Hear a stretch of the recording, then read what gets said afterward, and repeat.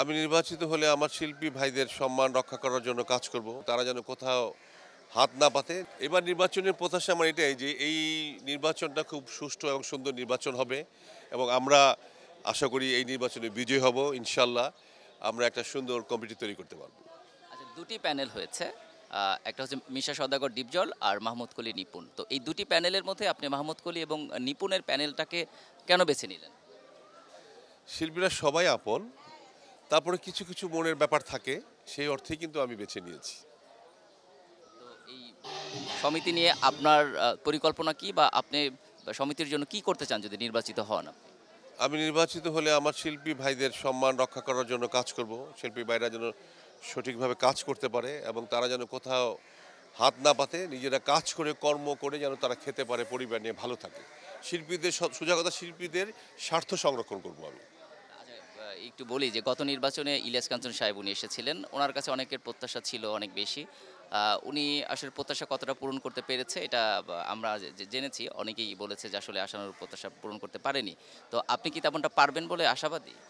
দেখুন এখন এই কে কি করবে না করবে সেটা কিন্তু তার ব্যক্তিগত ব্যাপার।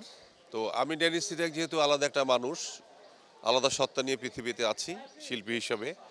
আপনি হয়তো জানেন কিনা আমি জানি না। আমি যখন ১ম নির্বাচন করি তখন কিন্তু বাংলাদেশে ১ম মোবাইল পারমিশন দেওয়া হয়েছিল। তো সেখানে রবি যে সিমগুলা সেই সিমগুলা কিন্তু আমি ৪৫০ শিল্পীকে দিয়েছিলাম। তাদেরকে গিফট করেছিলাম যে তারা যেন যারা আমাদের জুনিয়র শিল্পী তারা তো দূর দূরান্তে থাকে তারা যেন সেই সিমটা পেলে পরবর্তী সময়ে তাদেরকে মোবাইল দেওয়ার কথা ভেবেছিলাম যে নির্বাচিত হয়ে আসলে মোবাইল দিব।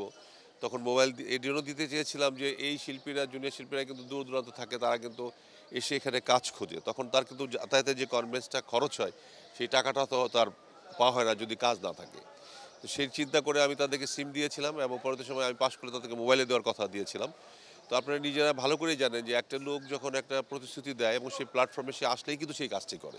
তো সেই কাজটি আর আমার করার সুযোগ হয়নি। তো আমি তারপরে কিন্তু একবার আমি একটি হাসপাতালের তাদেরকে মানে ডিসকাউন্ট কার্ড দিয়েছিলাম যে 35 ডিসকাউন্ট পেত যেকোনো পরীক্ষা এবং চিকিৎসায়।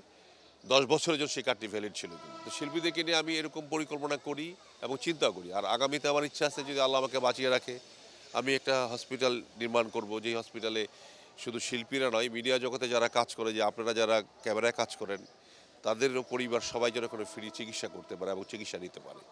এবং আমি একটা শিক্ষা কেন্দ্র করব যেখানে এই মিডিয়ার যারা থাকবে তাদের বাচ্চারা লেখাপড়া করবে বিনা পয়সায় এবং তাদের লেখাপড়ার সকল প্রকার ভরণ-পোষণ আমি করব ইনশাআল্লাহ। আল্লাহ যদি আমাকে বাঁচিয়ে রাখে সে সামর্থ্য আমাকে দেয়, আমাকে দোয়া করবেন।